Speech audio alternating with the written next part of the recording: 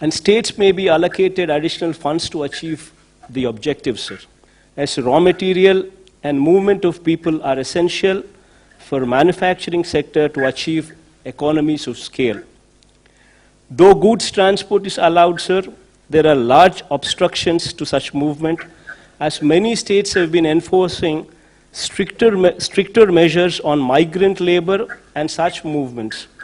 Already my state has suffered heavily as manufacturing has come to a standstill and agriculture is not able to market the producer, as markets across and the retail trade across the country are closed down, and we being net surplus in most of the agricultural commodities are facing the brunt, sir.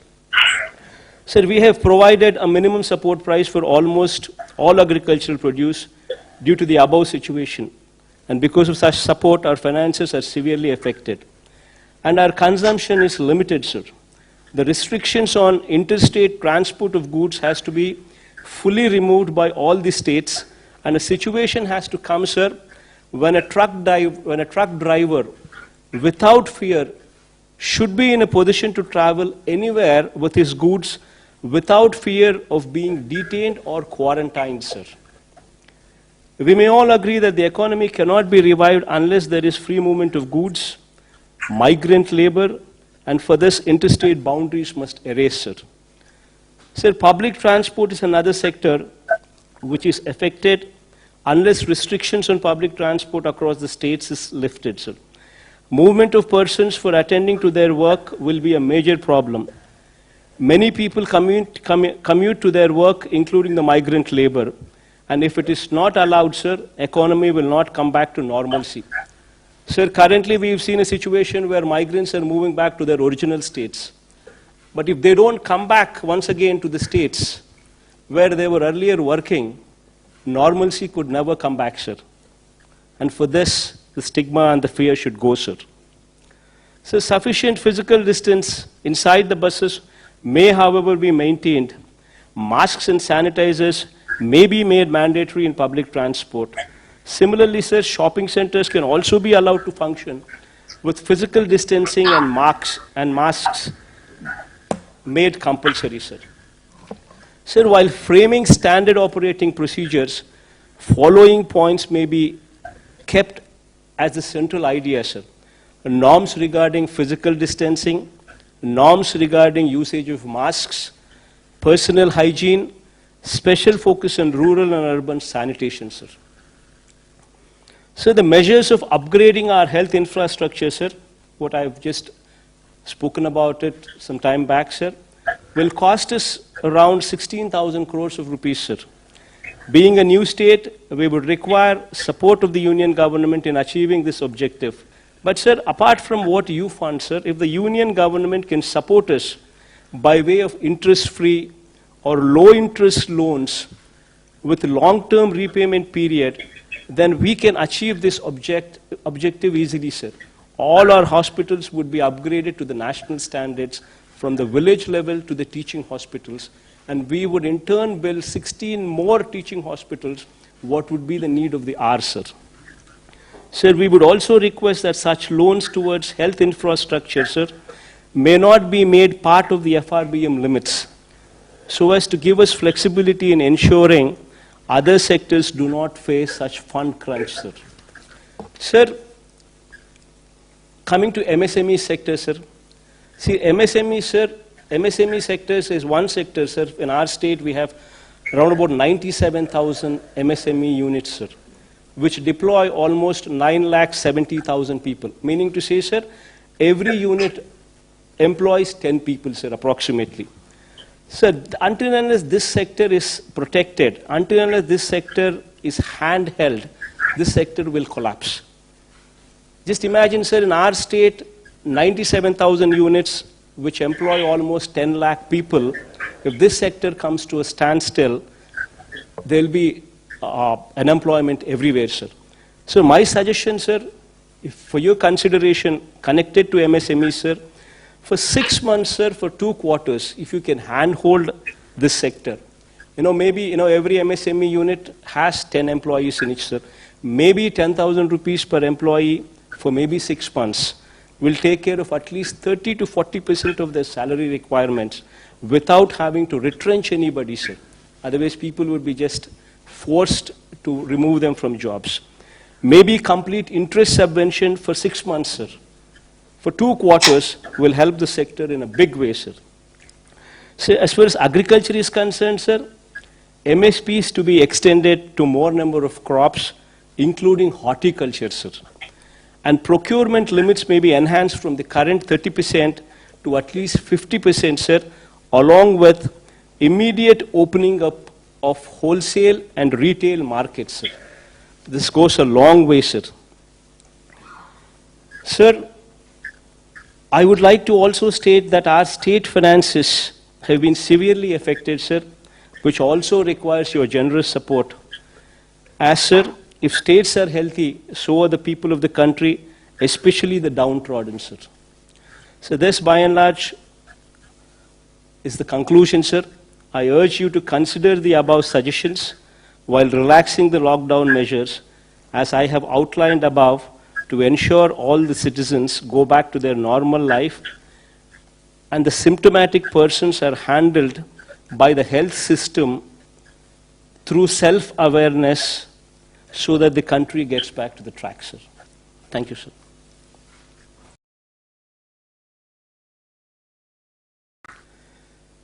Sir, with 3,253 tests carried out per million population, Andhra Pradesh stands exemplary, sir. With 1.14% positivity rate, Andhra Pradesh has one of the least positivity rates in India, sir. And our mortality rate with 45 deaths stands at 2.27%.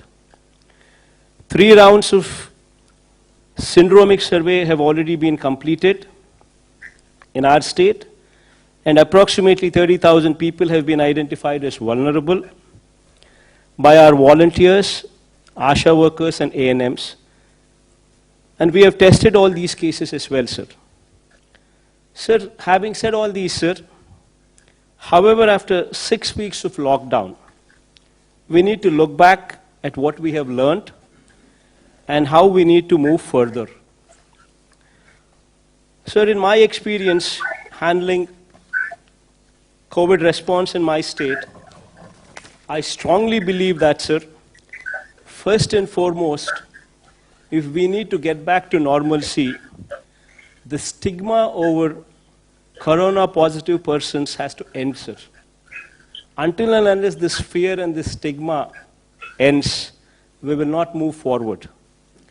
Corona has been made into such a stigmatic subject that families with persons who are positive are facing severe problems of social ostracization, sir. This has resulted in people not coming forward to report symptoms, which defeats the entire purpose of testing and identifying infected people. The current containment strategy of demarcating an area as containment cluster and that of institutional quarantining may be re-examined, sir. And as we move towards a strategy of public awareness, self-reporting of symptoms, testing, treatment, and self-isolation, without fear or stigma, should come into the forefront, sir. If we can create awareness that 97% or 98% of the cases are curable, and only mild symptoms will occur in 85% of the cases, then stigma attached will go away, sir. So we need to make people prepare themselves to live with coronavirus till a vaccine is produced. Awareness on physical distancing, use of masks and hand sanitizers, and maintaining general hygiene needs priority in these times, sir. Sir, SOPs need to be evolved for workplaces, manufacturing units, and public places, including markets. Sir, people who have symptoms should be encouraged to come forward themselves for assessment, testing, and treatment without stigma or fear, this should be facilitated by notifying the assessment cum sample collection centers and COVID-19 hospitals. We may also provide access to telemedicine facilities and call center facilities to avail services for assessment and testing and treatment. High-risk persons need to be educated, made aware of the risks, and public should be explained about how to home isolate on their own, sir. Sir, physical containment strategy, which involves drawing of circles and circles and institutional quarantining, should also have an exit plan, sir. And the stigma should be done away with. So this fear and this stigma, which is compounded by high focus from media, sir, should now focus on confidence building and removing the stigma by driving the message that 95% of the people are cured and the disease is curable. Individuals would have to be empowered to take care of themselves and their family by right kind of messaging. This brings to the point that we require a major overhaul of the health system, sir. So during COVID response, we were able to ramp up the hospital beds and ICU beds to a good level, sir. But we need to improve them much, much, much further, sir. Sir, major reforms in the health system from village level to the highest teaching hospitals in the state should be the need of the hour going forward, sir. To set up a clinic in each village in the state with staff deployed on a 24/7 basis, sir. Taking up new medical colleges, one at least for every parliamentary constituency, sir. Sir, I'm just pressing on this point as parliamentary constituency because that is a more uniform figure, because every state has got different sizes of the districts, sir. So as to make the doctors and nurses available in adequate numbers, sir. So the hospitals at every tier should also be totally revamped to bring them to national standards, sir.